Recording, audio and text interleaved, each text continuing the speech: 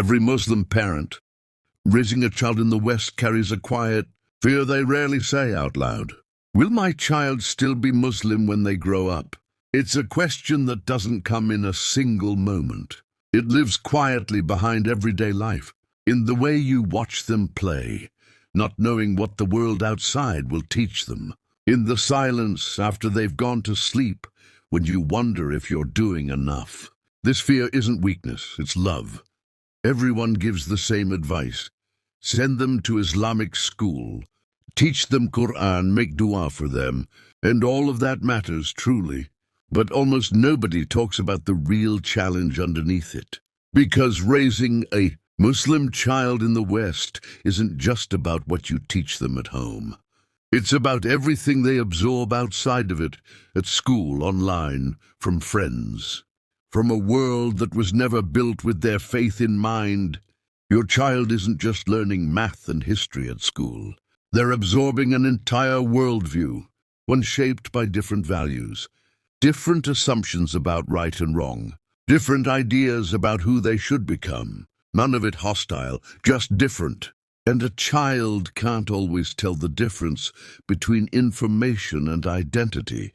To them, it all feels like the truth. One day your child will face a quiet moment nobody prepares them for, a choice between fitting in or standing out for who they are. Maybe it's turning down food at a party. Maybe it's explaining why they pray. Maybe it's just silence when no one's ever asked.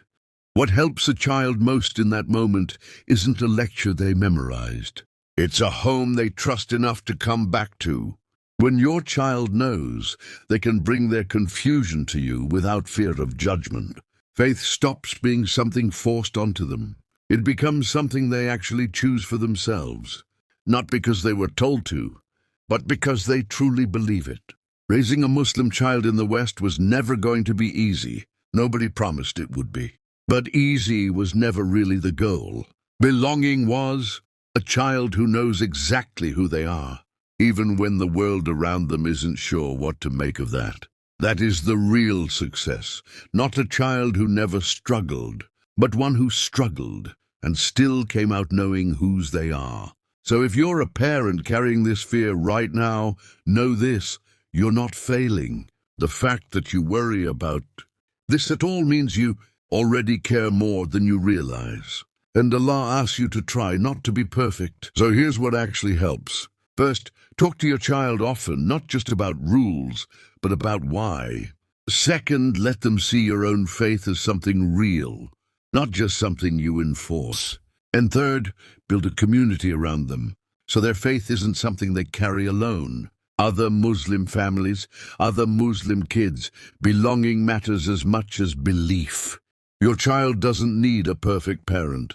They need a present one, someone walking this journey beside them, not just pointing the way from a distance. Raising a Muslim child in the West isn't about shielding them from every difficult question. It's still about making sure they never have to face those questions alone. The world will offer them 1,000 different voices telling them who to be. Your job isn't to drown those voices out. It's to make sure your voice, steady, patient, present, is the one they trust the most. Because in the end, faith isn't something we hand our children like an inheritance. It's something we walk with them toward every single day, one quiet moment at a time.